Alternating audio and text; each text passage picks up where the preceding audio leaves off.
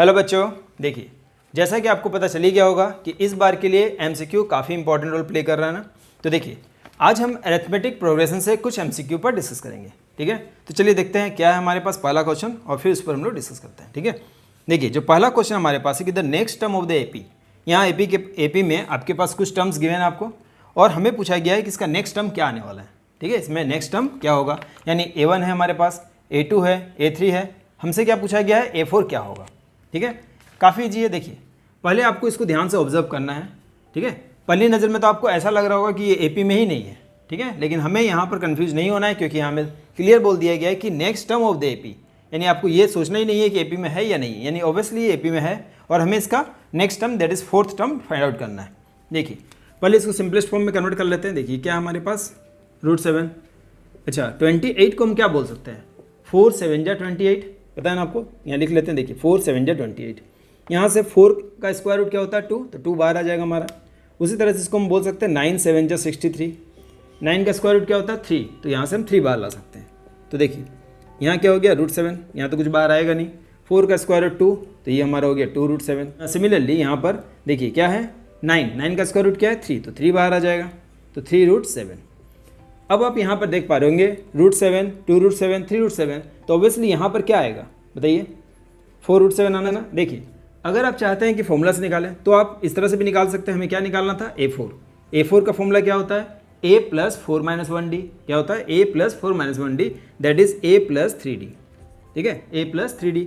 A कितना हमारे पास, देखिए A कितना हमारे पास √7, तो यहाँ हमने लिख लिया √7। 3 और D मतलब कॉमन डिफरेंस, इनके बीच में कॉमन डिफरेंस कितना है, तो अगर आप 2 √7 में से √7 को माइनस करते हैं तो D कितना हमारा आएगा, √7 आएगा ना, तो यहाँ हमने लिख लिया √7। तो देखिए 3 √7 + √7 कितना हो गया, 4 √7। तो यहाँ आप थोड़ा सा IQ लगाएंगे तो आप डायरेक्ट भी लिख सकते हैं 4 √7, क्योंकि यहाँ पे हमें MCQ सॉल्व करना है ना, पूरा प्रोसेस हम लोग को शो नहीं करना है, इसलिए हम लोग डायरेक्ट यहाँ सोच लेंगे कि ये 4 √7 हो सकता है। अगर आपको डाउट है तो आप इस तरह से चेक भी कर सकते हैं। लेकिन अब ध्यान दीजिए कि 4 √7 भी हमारे पास ऑप्शन में नहीं है ना, 4 √7 भी हमारे पास ऑप्शन में नहीं है। तब क्या करेंगे, तो 4 √7 को क्या आप इस तरह से लिख सकते हैं, ये सोचिए। देखिए 4 हमारा बाहर कब आया था, जब 4 2 बार अंदर होगा। ठीक है, 4 √7 दैट इज हम इसको क्या लिख सकते हैं, 4 √7 को आप लिख सकते हैं ना, देखिए 4 × 4 × 7। ठीक है, 4 × 4 × 7, क्योंकि यहाँ देखिए 4 हमारे पास पेयर में था तभी तो ये बाहर आया था, है ना। 4 हमारे पास पेयर में था तभी ये बाहर आया होगा। अब इसको मल्टीप्लाई कर लीजिए, ये कितना हो जाएगा, 4 4 जा 16 और ये हो गया √7। इसको बोल सकते हैं ना 112, हो गया आंसर। अब देखिए क्वेश्चन नंबर 2 पर चलते हैं, यानी हमारे पास जो नेक्स्ट क्वेश्चन है। देखिए नेक्स्ट क्वेश्चन हमारे पास है कि इफ़, यहाँ आपके पास कुछ टर्म्स आपको एपी में दिए हुए हैं। ठीक है, और हमसे पूछा गया है कि x3 क्या होगा। थोड़ा सा ध्यान दीजिए। देखिए फर्स्ट टर्म क्या है 4, सेकंड टर्म क्या है x1, थर्ड टर्म हमारे पास क्या है x2, फोर्थ टर्म क्या है x3 और फिफ्थ टर्म क्या है 28। ठीक है, फिफ्थ टर्म हमारे पास क्या है 28। तो चलिए देखते हैं कैसे सॉल्व करेंगे इसको।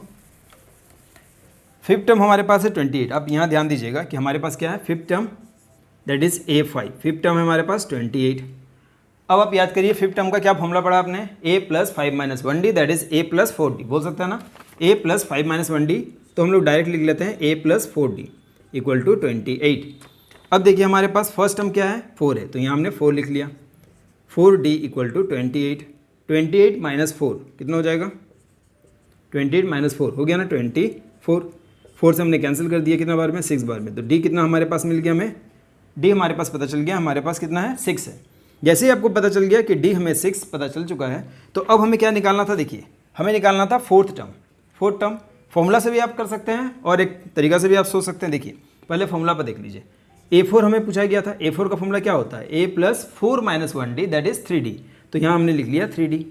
A तो हमें पहले से पता था, A कितना हमारे पास, देखिए A हमारे पास कितना क्वेश्चन में 4, तो यहाँ हमने लिख लिया 4। 3 और D कितना था हमारे पास 6, 6 3 जा 18, 18 में 4 ऐड कर दिए, कितना हो गया 22। लेकिन यहाँ पर अगर आप थोड़ा ध्यान देंगे तो आप काफ़ी इजीली यहीं पर सोच सकते हैं। देखिए हमारे पास फिफ्थ टर्म कितना था 28, कॉमन डिफरेंस कितना था हमारे पास 6, तो 28 में से 6 माइनस कर दीजिए। ठीक है, क्या करेंगे 28 में से अगर हम 6 माइनस कर देते, क्योंकि ये क्या है हमारे पास फिफ्थ टर्म, और अगर हमें फोर्थ टर्म चाहिए, फोर्थ टर्म, तो हम क्या करेंगे 28 से 6 को माइनस कर देंगे। अगर नेक्स्ट टर्म यानी कि A6 चाहिए होता तो क्या करते हम 6 प्लस कर देते, तो इसमें क्या करेंगे 6 माइनस कर देंगे। तो यहाँ पर हमें ऐसे भी पता चल जाता ना कि ये कितना होगा 22। तो आप किसी भी तरह से समझ सकते हैं और इस तरह से हम इजीली निकाल सकते हैं कि हमारा जो fourth term that is A3 होगा वो कितना होगा 22, यानी कि option number C is the correct answer. अब देखिए, अब हमारे पास नेक्स्ट क्वेश्चन क्या है। नेक्स्ट क्वेश्चन हमारे पास क्वेश्चन नंबर 3 में कि 10th term from the end of the AP, 10th term from the end of the AP। यहाँ आपको एक AP गिवन है और यहाँ आपसे पूछा गया इसमें 10th टर्म क्या होगा। ठीक है, क्या पूछा गया है कि 10th टर्म क्या होगा। पहले देख लेते हैं AP क्या है हमारे पास। देखिए क्वेश्चन नंबर 3 में हमारे पास क्वेश्चन है 4, 9, 14 डॉट डॉट और यहाँ आपको दिया हुआ 254। अभी अगर देखिए, एक तो है कि आप इसको प्रोसेस वाइज बनाएंगे तो काफ़ी टाइम आपको लग जाएगा। आपको इसके लिए मैंने एक फॉर्मूला बताया था, अगर आपने मेरा वीडियो देखा होगा पहले कभी, तो उसमें मैंने बताया था कि एक फॉर्मूला इसमें आप अप्लाई कर सकते हैं जो आपको किसी भी रेफरेंस बुक में आसानी से मिल जाएगा, है ना। L-n-1d, ये फॉर्मूला आपने पढ़ा होगा। देखिए L-n-1d, L मतलब यहाँ पर L मतलब क्या है n, और n मतलब क्या है लास्ट टर्म। तो लास्ट टर्म हमारे पास कितना था 254। ठीक है, यहाँ पुट कर लीजिए। देखिए 254 हमने पुट किया। ठीक है, कितना किया 254 माइनस n-1, n कितना हमारे पास 10, तो यहाँ हमने लिख लिया 10-1 d मतलब कॉमन डिफरेंस। कॉमन डिफरेंस कितना है इसके बीच में, कितना है 5 का कॉमन डिफरेंस है, तो यहाँ हमने लिख लिया 5। 254 माइनस ये हो गया 9 5 जा 45, तो 254 में से आप 45 को माइनस कर दीजिए, कितना हो जाएगा 209 हो गया। समझ में हमने क्या किया, हमने यहाँ पर एक फॉर्मूला अप्लाई किया है। ये फॉर्मूला आपको किसी भी रेफरेंस बुक में मिल जाएगा। फॉर्मूला क्या है, अगर आपको लास्ट टर्म से पूछा जाए, जब भी आपसे from the end last term से जब पूछा जाए तो ये फॉर्मूला आप अप्लाई कर दीजिए, काफ़ी इजीली आप सॉल्व कर पाएंगे। L-n-1d क्या है फॉर्मूला, L-n-1d। L मतलब लास्ट टर्म, तो लास्ट टर्म में से, और n तो हमें गिवन है 10, 10-1 और d हमारे पास था 5 हो गया। तो 209 इज़ द करेक्ट आंसर, यानी option number D is the correct answer. ठीक है, चलिए अब नेक्स्ट क्वेश्चन पर चलते हैं फिर। अब देखिए नेक्स्ट क्वेश्चन हमारे पास है कि which term of the AP का कौन सा टर्म, ठीक है, will be 130 more than it's 31st term. ठीक है, तो थोड़ा सा पहले इसको रब कर लेते हैं। तो देखिए अब इसको कैसे सॉल्व करेंगे हमसे यहाँ क्या पूछा गया, पहले देख लेते हैं AP क्या है हमारे पास। देखिए AP क्या था हमारे पास 5, 15, 25, यही है ना। तो पहला काम करिए आप D निकाल लीजिए। D कितना होता है A2 - A1, यानी 15 - 5। D कितना पता चल गया हमें 10। अब आपसे पूछा गया है कि AP का वो कौन सा टर्म होगा जो उसके 31st टर्म से भी 130 अधिक है। बस इसी लाइन को आपको समझना है। यहाँ जो आप लिखेंगे इस लाइन को आप ध्यान से देखिएगा, अकॉर्डिंग टू क्वेश्चन कि वो कौन सा टर्म होगा। तो मान लेते हैं वो टर्म क्या है AN है। AN टर्म क्या है, उसके 31st टर्म से कितना अधिक है 130। बस इस लाइन को आपने समझ लिया तो आपका काम हो गया। देखिए क्या बोला गया है, वो कौन सा टर्म उसके 31st टर्म से 130 अधिक होगा, यही बोला गया है। AN का फॉर्मूला अप्लाई करिए, क्या होगा A + n-1d। यहाँ भी वही करेंगे ना, A + 31 - 1d क्या हो जाएगा 31 - 1d that is 30d। Direct लिख सकते हैं, यहाँ लिख दिया हमने 30d + 130। यहाँ क्लियर आपको, A + 31 - 1 लिखते या फिर हमने डायरेक्ट फॉर्मूला अप्लाई कर दिया। A और A कैंसिल, n हमारे पास नहीं है ना, D कितना हमारे पास कॉमन डिफरेंस कितना था देखिए 10। यहाँ भी आप करिए 30 × 10 और प्लस 130 सॉल्व करिए। देखिए ये कितना हो जाएगा हमारा 300 और 1 400 430 कितना हो गया 430। इस 10 को हम लोग बाई में ले आते हैं तो n-1 0 0 कैंसिल, n कितना हो जाएगा 43 -1 को राइट हैंड साइड शिफ्ट कर देंगे तो n कितना हो गया 44 है ना। ठीक है, तो आप देख सकते हैं 44 हमारे पास ऑप्शन में है कि नहीं। हाँ, तो ऑप्शन नंबर डी, यानी option number D is the correct answer. I hope इसमें आपको कहीं भी कोई दिक्कत नहीं होना चाहिए। देखिए क्या किया हमने, वो कौन सा टर्म था ये हमसे पूछा गया था ना, तो वो कौन सा term, let the term be AN। वो टर्म जो है उसके 31st टर्म से 130 अधिक है, फॉर्मूला अप्लाई करना है हमें और आराम से हम लोग n फाइंड आउट कर सकते हैं। अब देखिए नेक्स्ट क्वेश्चन, क्वेश्चन नंबर 5, ये एग्जाम के पॉइंट ऑफ से काफ़ी इंपॉर्टेंट है, इसको ध्यान से देखिएगा। अब हमें बोला गया है if x + 1 3x and 4x + 2 are in AP, है ना। यहाँ पर क्या है देखिए क्वेश्चन नंबर 5 में x + 1, उसके बाद क्या है 3x एंड 4x + 2, ये तीनों टर्म्स क्या है AP में है।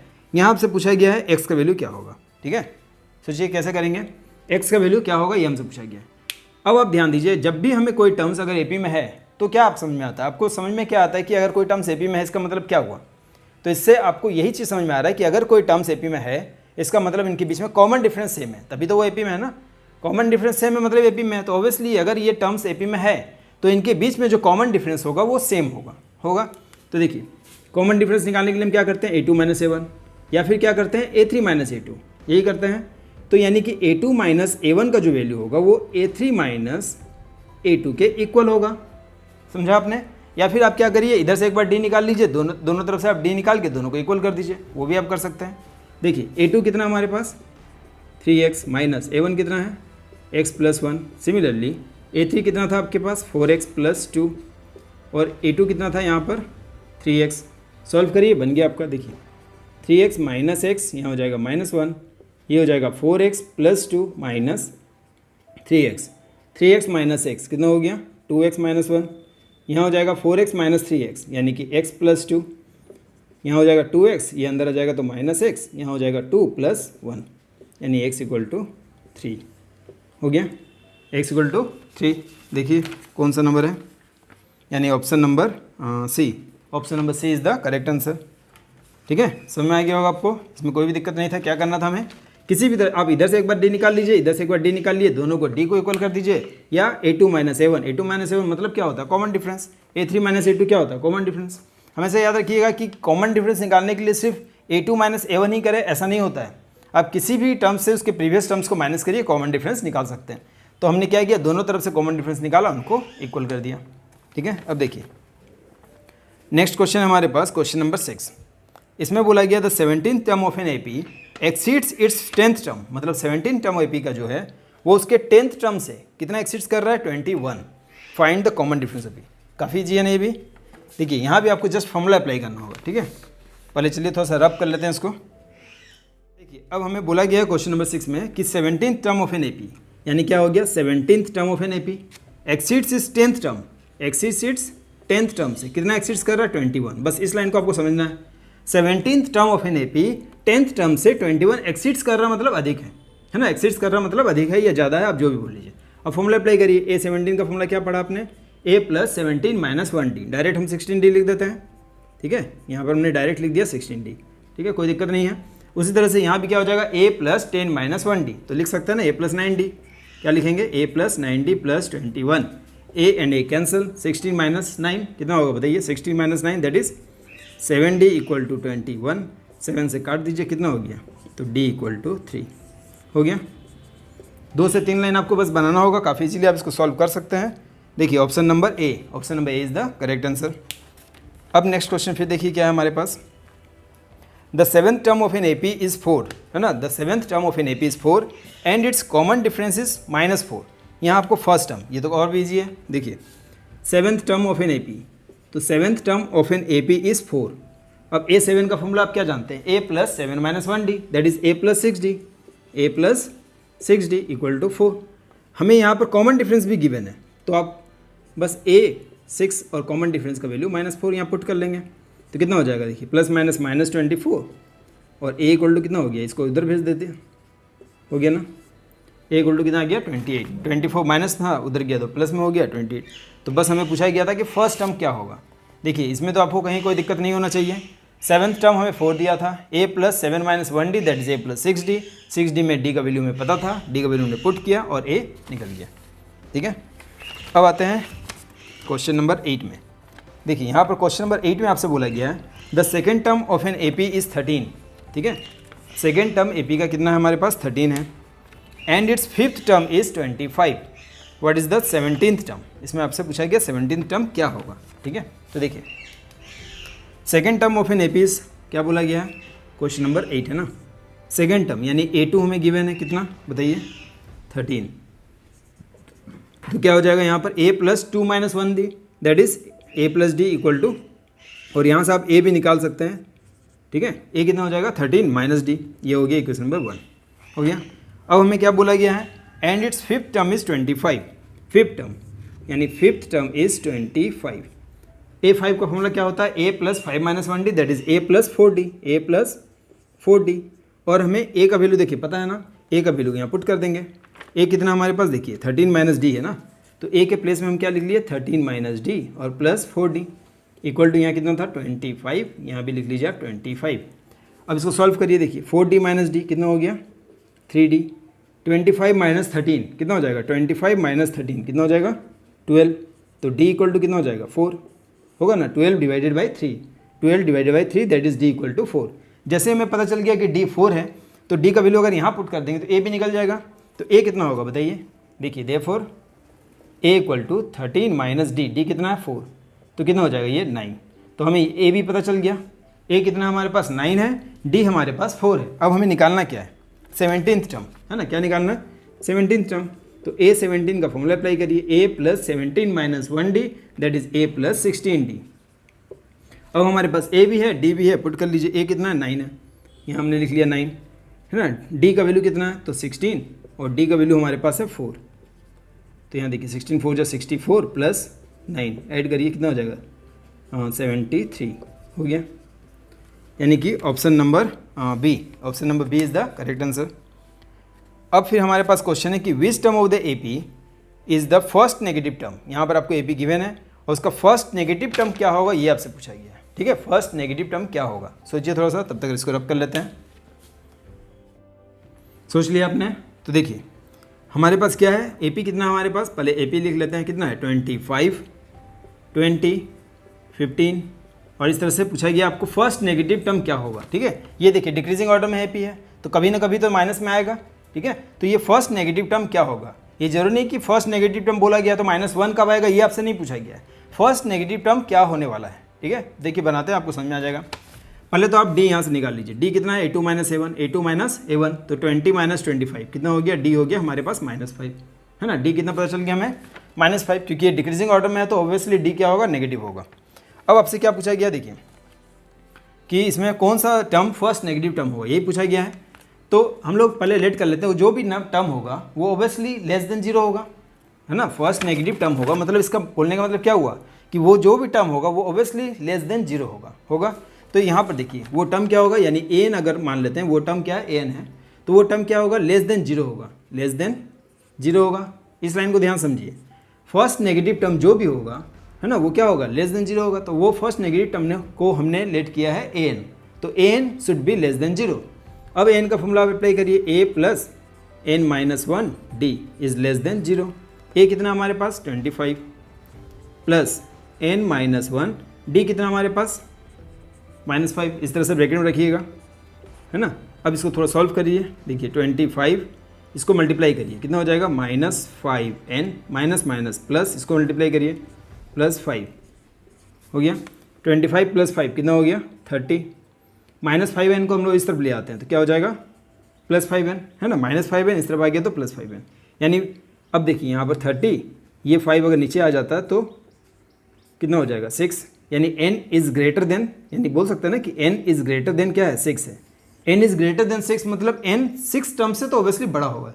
तो 6 टर्म के बाद जस्ट कौन सा टर्म आता है 7th टर्म, है ना, 6 टर्म के बाद जस्ट कौन सा टर्म आता है 7th टर्म, यानी कि n कितना हो जाएगा, तो n कितना हो जाएगा यहाँ पर हमारे पास n = 7 होगा। अब आप चेक करना चाहेंगे तो आप चेक भी कर सकते हैं, मान लीजिए आपको चेक, पहले तो आपको यहाँ पूछा गया था कि वो कौन सा टर्म होगा, तो ये आंसर आपका हो जाएगा 7th term, that is option number D is the correct answer, है ना, ऑप्शन नंबर डी।